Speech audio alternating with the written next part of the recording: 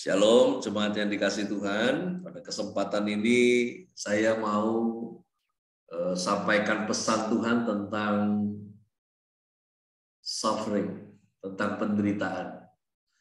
Roh Kudus menuntun di dalam pemahaman ini bukan karena dipas-pasin karena kita masuk di bulan April berkaitan dengan Jumat Agung dan Paskah.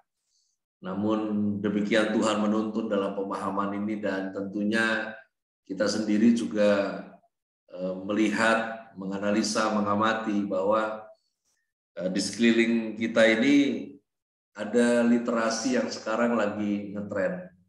Saya nggak paham dari mana dia muncul, apakah ini faktor dari teknik marketing travel sehingga kata ini ya muncul di mana-mana, lalu kemudian yang bukan pada tempatnya ini juga digunakan. Bahkan ini jadi gampang sekarang digunakan istilah yang disebut healing. Mungkin masing-masing kita mengamati ini.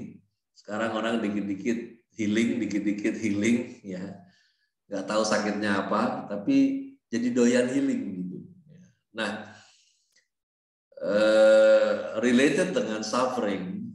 Pada kesempatan ini saya menyampaikan bahwa nggak semua penderitaan itu selalu menderita. Ya, jadi topiknya kali ini adalah penderitaan tidak selalu menderita. Suffering does not always suffer. Di dalam pemahaman Alkitab mengenai penderitaan ada dan saya harus sepaham dengan apa yang Tuhan mau untuk kita mengerti. Karena apabila tidak demikian, maka apa yang Anda dan saya alami yang kemudian menjadikan Anda dan saya menderita, itu tidak akan kuat kita tanggung kalau kita tidak paham tentang apa yang Tuhan mau kita mengerti tentang penderitaan. Di antaranya yang pertama, di mana Markus 13 ayat 8 tertulis, sebab bangsa akan bangkit lawan bangsa, kerajaan melawan kerajaan, akan terjadi gempa bumi di berbagai tempat dan akan ada kelaparan. Semua itu barulah permulaan penderitaan menjelang zaman baru. Jadi bicara soal penderitaan, yang pertama penderitaan global itu sudah dinubuatkan. Jadi sesungguhnya orang percaya berhadapan dengan penderitaan itu tidak semestinya kaget. Karena Alkitab sudah menubuatkan bahwa bukan nantinya akan ada penderitaan, namun penderitaan secara global itu memang sudah dinubuatkan. Nah, yang berikutnya bahwa penderitaan itu merupakan kasih karunia. Ada Filipi mencatat, ada di 1 Petrus 2, ada di 1 Petrus 2 juga di ayat 19 sampai 20, di sana tertulis, kepada kamu dikaruniakan bukan saja untuk percaya kepada Kristus, melainkan juga untuk menderita untuk Dia. Di 1 Petrus 2 dicatat adalah kasih karunia. Jika seorang karena sadar akan kehendak Allah menanggung penderitaan yang tidak harus dia tanggung. Nah, dengan demikian dikatakan bahwa jika kamu berbuat baik dan karena itu kamu harus menderita, maka itu adalah kasih karunia pada Allah. Jadi yang pertama, penderitaan itu sudah dinubuatkan akan terjadi penderitaan global di dunia ini. Lalu kemudian yang kedua, penderitaan merupakan kasih karunia. Kemudian bicara penderitaan, Alkitab mencatat bahwa seharusnya penderitaan adalah kebanggaan hidup.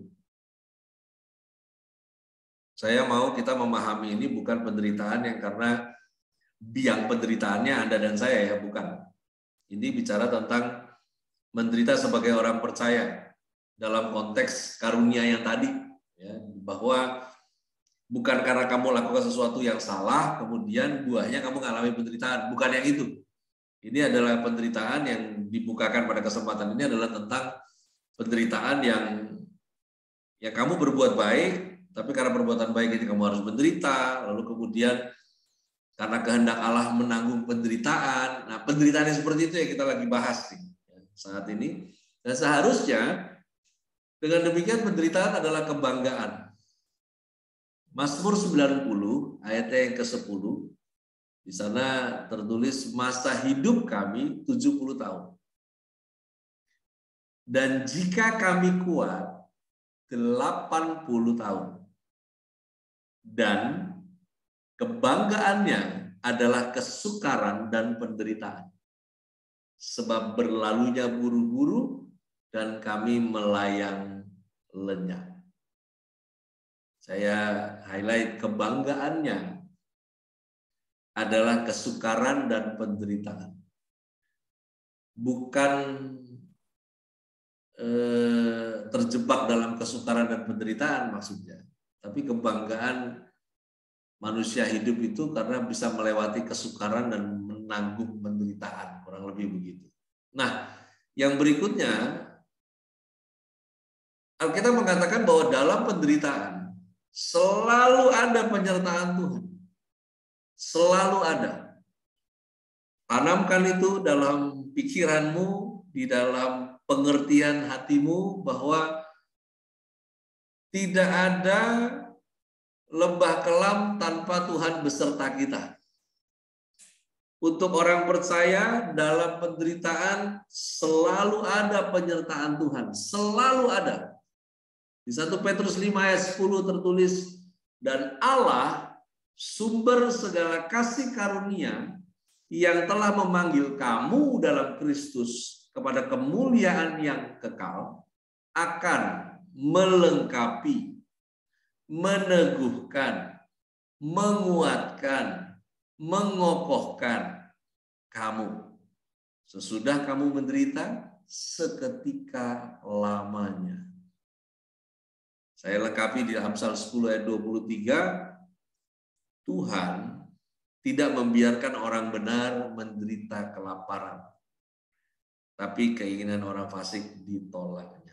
Ini adalah bukti catatan di Alkitab, firman yang kiranya memulihkan jiwamu pada kesempatan ini, karena masing-masing kita mengalami bentuk penderitaan yang berbeda. Namun pastikan Anda paham dan tangkap pesan ini bahwa sebagai orang percaya dalam penderitaan selalu ada penyertaan Tuhan. Tidak pernah kamu sendirian. Karena selalu ada penyertaan Tuhan dalam penderitaan orang percaya. Nah, yang berikutnya, kita butuh pemahaman tentang penderitaan untuk bisa dijadikan perisai diri. Sehingga kita bisa menanggung penderitaan. Karena Alkitab mengajar kita tentang menanggung penderitaan. Bukan melawan penderitaan itu. Bukan lari dari penderitaan itu. Bukan menghilangkan penderitaan. Namun menanggung penderitaan. Nah, dalam urusan menanggung penderitaan, kita butuh pemahaman. Karena pemahaman bisa menjadi perisai ketika kita harus menanggung penderitaan. Berikut adalah pemahaman-pemahaman yang firman Tuhan berikan untuk Anda dan saya mengerti, menjadi jelas tentang apa dan bagaimana kita menyikapinya, sehingga tidak ada berat berapapun yang Anda dan saya tidak bisa menanggung penderitaan. Roma 8 ayat 18 di sana mengatakan bahwa penderitaan zaman sekarang ini tidak dapat dibandingkan dengan kemuliaan yang akan dinyatakan kepada kita. Nggak sebanding penderitaan zaman sekarang ini kalau mau dibandingkan, di-compare dengan kemuliaan yang akan dinyatakan kepada kita.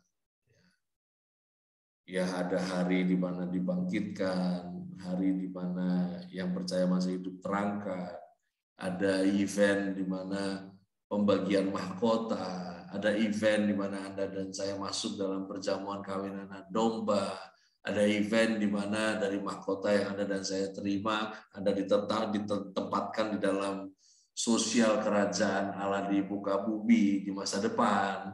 Lalu tentang kerajaan 1000 tahun pemerintahan itu Anda dan saya sebagai apa dan apa saja yang kita bisa lakukan dalam kewenangan yang berdasarkan dari kita melewati penderitaan, menanggungnya, dan bisa melewatinya lebih daripada pemenang sampai pada akhirnya, dan itu kemuliaan yang akan kita alami di masa depan luar biasa. Di pengkhotbah mengatakan, jauhkanlah penderitaan dari tubuhmu. Nah, di sini konteksnya adalah pemahaman kita tentang penderitaan, kurang lebih jangan cintain deh penderitaan itu, jangan buka. Tapi kalau dia datang karena kasih karunia Allah, jangan menghindar. Tapi jangan kamu yang cari gara-gara sehingga kamu jadi menderita. Di 1 Petrus 4 ayat yang pertama tertulis, persenjatai dirimu dengan pikiran yang demikian. Barang siapa telah menderita penderitaan badani, ia telah berhenti berbuat dosa. Bahwa ini pemahamannya, bahwa penderitaan itu seharusnya Anda dan saya bisa menjadi lebih fokus lagi di dalam mengikut Tuhan. Lebih fokus lagi untuk peka, lebih fokus lagi untuk mengejar apa maunya Tuhan dari penderitaan yang kita tanggung, sehingga kita saking fokusnya, kita mengatakan berhenti berbuat dosa. Saking fokusnya ini. Nah, pemahaman tentang perisai mengenai penderitaan ini yang berikut dari 2 Timotius dari Amsal 18 ayat 14 di sana dikatakan bahwa orang yang bersemangat dapat menanggung penderitaannya. Jadi pahami bahwa serangan daripada penderitaan itu antusias. Anda ketika kehilangan antusias, kamu nggak bisa menanggung apapun. Sekecil apapun hal yang membuat Anda dan saya menderita bisa menghabiskan kamu ketika kamu tidak bersemangat. Nah, yang berikutnya dari 2 Timotius di sana mengatakan ayat pasal 4 ayat 5. Tetapi kuasailah dirimu dalam segala hal, sabarlah menderita. Menderita itu untuk menanggungnya harus sabar. Sabar.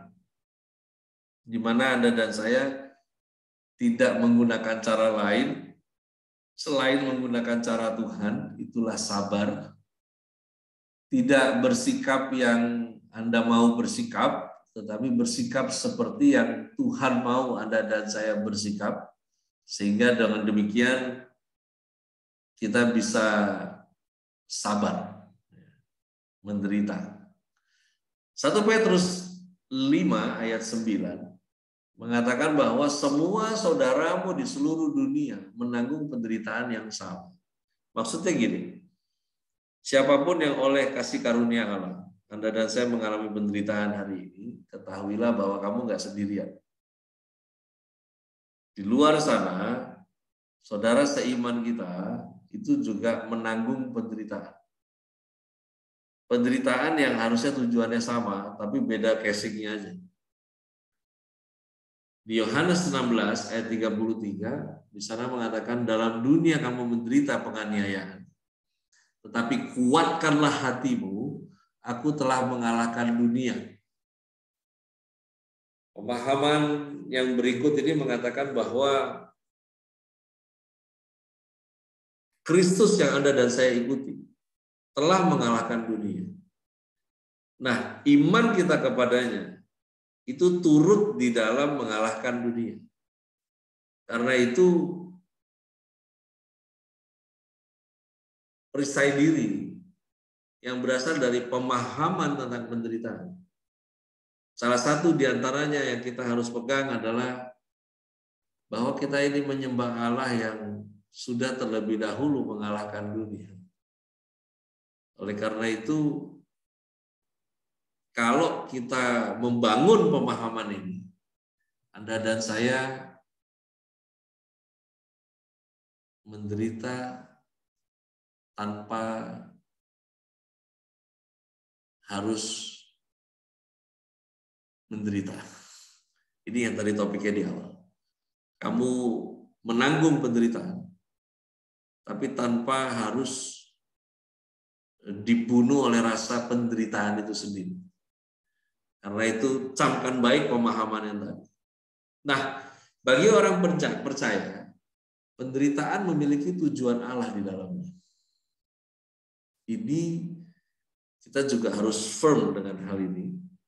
Karena kalau tidak, bisa-bisa kita gagal paham menilai Tuhan. Apalagi nih, kenapa lagi nih? Aduh, siklusnya saya udah paham deh. Kemarin aman-aman, nanti siklusnya begini. Nanti kalau udah ini lewat sekian lama, nanti bisa bangkit lagi. Penderitaan itu bukan siklus. Penderitaan itu nggak shifting, saudara. Penderitaan itu di dalamnya ada tujuan Allah. Bahkan tujuan Allah yang dibungkus oleh apa yang disebut penderitaan. Yang dalam hari demi hari si pembungkus ini akan habis. Dan akhirnya Anda dan saya menjadi tahu apa yang Tuhan mau. Nah, bagi orang percaya, penderitaan itu memiliki tujuan Allah di dalamnya. Di 2 Korintus 4 ayat 17 mengatakan, penderitaan ringan yang sekarang ini mengerjakan bagi kami kemuliaan kekal yang melebihi segala-galanya. Saya lanjutkan di 1 Petrus 2 ayat 21, ya memang unik sekali Paulus mengatakan penderitaan ringan yang sekarang ini. Padahal kalau Anda baca literatur, penderitaan yang Paulus alami luar biasa tekanannya. Namun dia mengatakan penderitaan ringan yang sekarang ini. Ya jadinya ringan, kenapa? Karena dia punya pemahaman tadi. Maka dari itu penuhi pikiranmu dengan pemahaman tadi. Sehingga kita itu bukan akhirnya jadi hopeless karena penderitaan, tapi akhirnya menjadi dewasa dalam penderitaan karena di dalam penderitaan itu kita memiliki tujuan Allah di dalamnya. Di 2 Korintus tadi mengatakan bahwa kemuliaan kekal yang menunggu Anda dan saya melebihi segala-galanya. Kemudian di 1 Petrus 2 ayat 21, sebab itu untuk itulah kamu dipanggil, karena Kristus pun telah menderita untuk kamu dan telah meninggalkan teladan bagimu, supaya kamu dapat mengikuti jejaknya. Penderitaan, di mana ada tujuan Allah di dalamnya. Tujuannya supaya Anda dan saya bisa mengikuti jejak Tuhan dalam hidup ini. Ya, melalui penderitaan Anda ketemu tujuan Allah. Salah satu tujuannya adalah Anda dan saya bisa follow path-nya Tuhan, ngikutin jejaknya. Di Ibrani 2 ayat 18 di sana tertulis, sebab oleh karena ia sendiri telah menderita karena pencobaan, maka ia dapat menolong mereka yang dicobai. Anda yang sudah menanggung penderitaan dan hidup Anda progres, firman mengatakan Tuhan sedang persiapkan Anda untuk menolong mereka yang dicobai. Di 1 Petrus 3 ayat 14 di sana mengatakan bahwa sekalipun kamu harus menderita juga karena kebenaran, kamu akan berbahagia. Berbahagia. Ya, tujuan Allah ketika Anda dan saya harus menanggung sebuah penderitaan Tujuannya adalah supaya Anda mengalami apa yang disebut bahagia. 2 Korintus 6 ayatnya yang keempat, di sana tertulis, sebaliknya dalam segala hal kami menunjukkan bahwa kami adalah pelayan Allah. Jadi melalui penderitaan berkesempatan menunjukkan status mereka adalah pelayan Allah.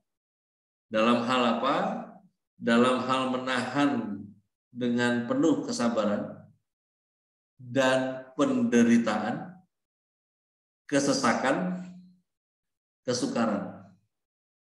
Jadi tujuan Allah dalam penderitaan yang Anda sedang tanggung, di mana melalui itu Tuhan sedang pamerkan Anda dan saya, ini loh pelayan Allah.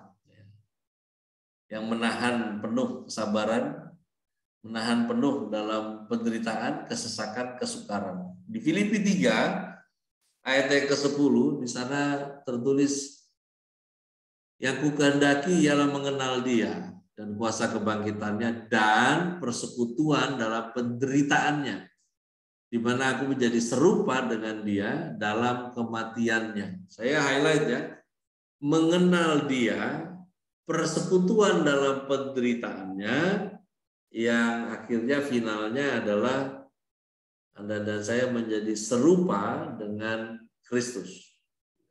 Jadi harusnya dengan apa yang kita lewati dan hadapi itu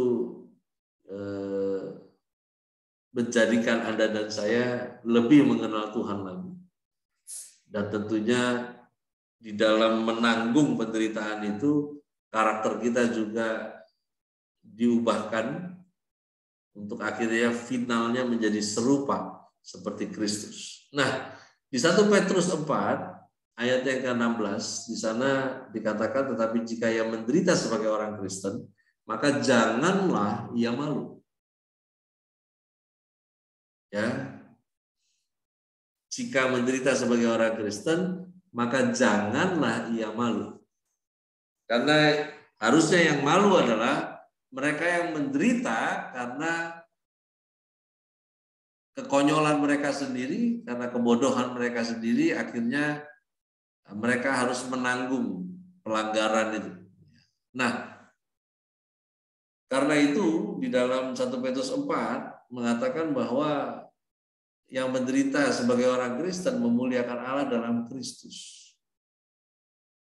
Nah, ini adalah bagian-bagian di mana penderitaan tidak selalu menderita. Kenapa?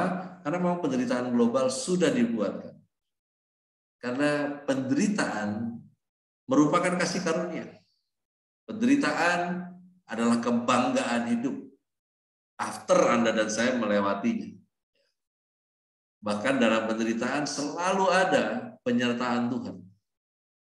Dengan perisai diri adalah pemahaman sebelum Anda dan saya mengambil tanggungan penderitaan tersebut, di mana kemuliaan di masa depan lebih hebat daripada penderitaan yang sekarang, di mana kita harus persenjatai diri dengan pikiran bahwa penderitaan itu justru membantu kita lebih fokus kepada Allah. Dan harus semangat, karena orang yang semangat yang bisa menanggung penderitaan. Dan kalau semangat juga harus sabar dalam menanggung. Dan tentunya kita mengatakan bahwa kamu gak sendirian. Bukan sekedar Tuhan yang menyertai, tapi hampir semua orang di belahan dunia yang ini yang itu, semuanya juga masing-masing punya penderitaannya. Nah, saya lanjutkan mengenai literasi yang belakangan ini lagi habis. Literasi yang sangat progres seiring zaman itu menambahkan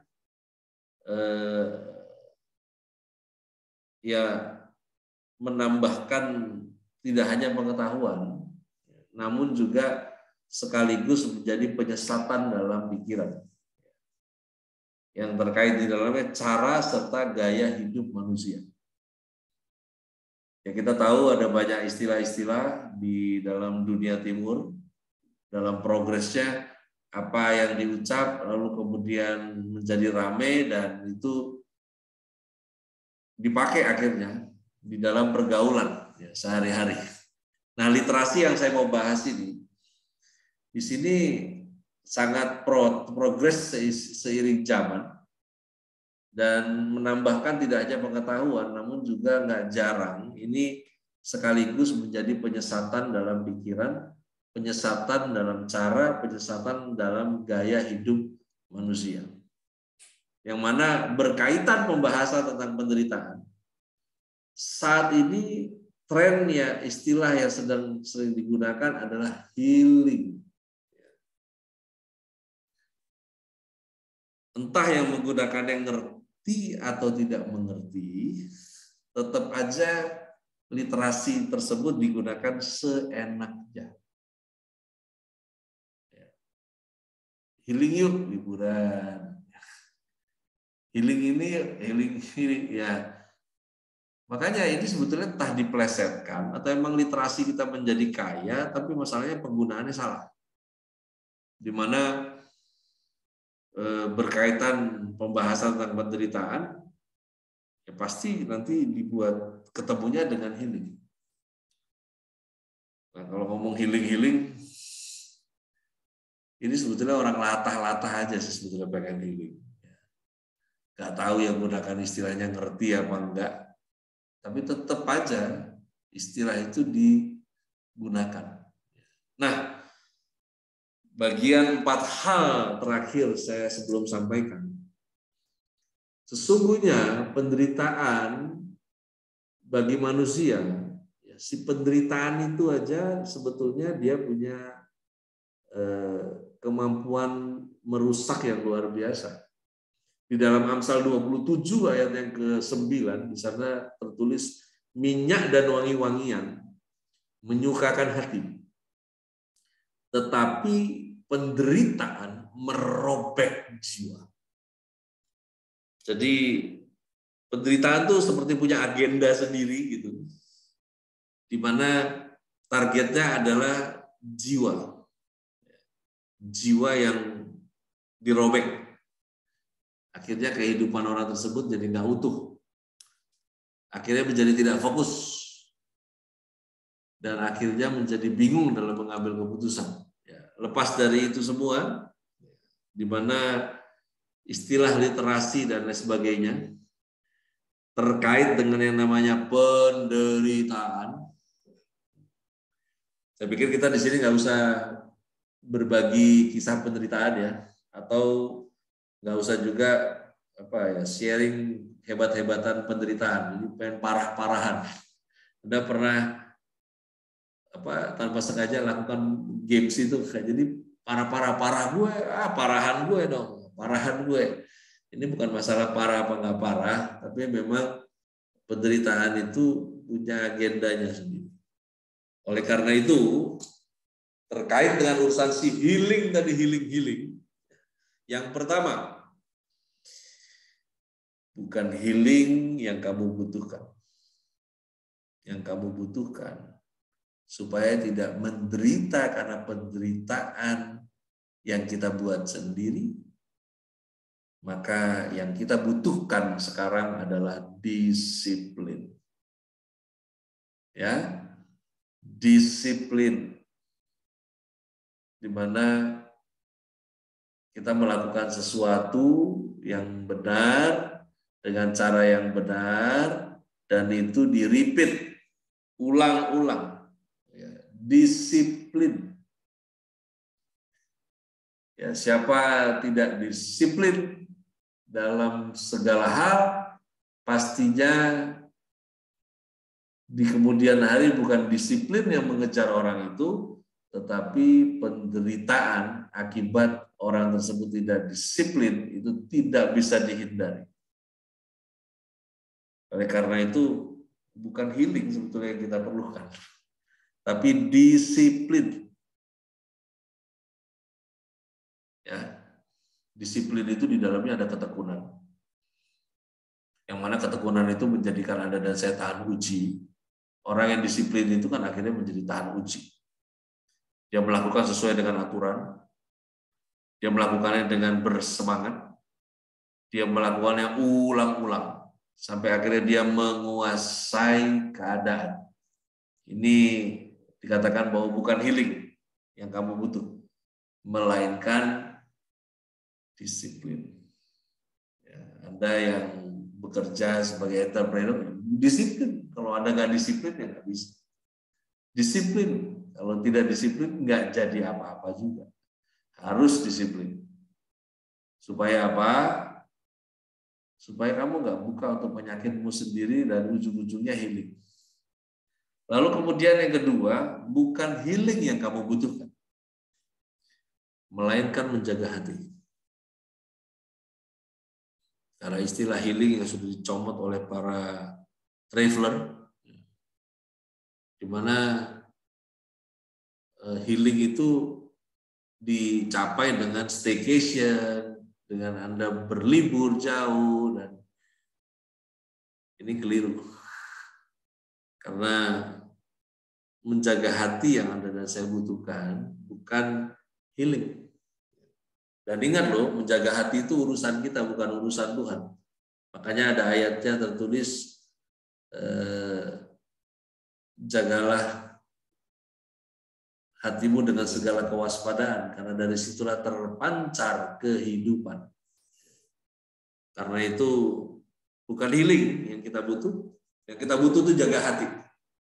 Bukan jagain mulutnya orang, bukan. Jaga hati. Jaga hatimu karena itu tugasnya kamu, bukan tugasnya orang lain, bukan juga tugasnya Tuhan. Tugasnya karya Tuhan itu mengubah hati, bukan menjaga hati. Oleh karena itu juga jangan biarkan hatimu terjaga melalui sikap orang-orang. Nah, ini lebih repot lagi karena Tuhan nggak pernah taruh orang lain di sekitar hidup Anda untuk jaga kau punya hati. Yang ditugaskan Tuhan menjaga hati ya kamu sendiri. Oleh karena itu bukan healing yang kita butuh, tapi jaga hati. Karena kalau Anda dan saya nggak jaga hati, ya nggak sanggup menanggung. Ya, nanti nggak fokus. Kalau nggak fokus ya nggak selesai apa yang kamu buat. Dan yang berikutnya bukan healing yang kamu butuhkan, melainkan bersyukur. Kamu yang hari ini sebagai profesional bekerja selayaknya karyawan, ini mesti dipahami bahwa kamu pusing sama pekerjaanmu dengan semua deadline yang ada, dengan segala tugas yang tumplek-plek buat kamu untuk kamu selesaikan, itu jauh lebih baik daripada kamu nggak punya kerjaan. Bersyukur. April 2022, kamu masih punya pekerjaan yang harus kamu selesaikan. Bersyukur untuk itu. Karena di luar sana ada banyak orang sekarang sedang mencoba peruntungan mereka dalam lowongan-lowongan yang ada. Enggak semua kebagian. Kalau ada yang sekarang memiliki bagian dalam pekerjaan, bersyukur. Bukan healing yang kamu perlu, bersyukur. Dan yang terakhir, bukan healing yang kamu butuhkan, melainkan berharap dan mengandalkan Tuhan. Itu yang kamu butuhkan. Bukan berharap pada apa yang kamu harapkan, melainkan berharap akan Tuhan. Dan orang yang menaruh harapnya kepada Tuhan, orang tersebut harus mengerjakannya, memprosesnya, mengolahnya dengan caranya Tuhan. Ini yang disebut dengan mengandalkan Tuhan. Bukan peluang, bukan relasi, namun Tuhan. Ketika semuanya mentok, ketika semua kontak di WA kamu gak bisa tolong kamu lagi, kan? Bukan healing yang kamu perlu. Yang kamu perlu adalah berharap lagi dan mengandalkan Tuhan kembali. Baik kiranya ini boleh menjadi tidak sekedar perenungan buat kita. Namun Ini jadi pesan, ini menjadi arahan untuk kita masuk di bulan yang baru, musim yang baru, tentunya bersama dengan Tuhan yang sama. Penderitaan, ya harus menderita. Kalau ada paham tentang apa yang Tuhan mau di dalamnya. Dan saya berdoa, kiranya kita masing-masing sampai pada tujuan Tuhan yang dikehendaki. Tuhan Yesus memberkati.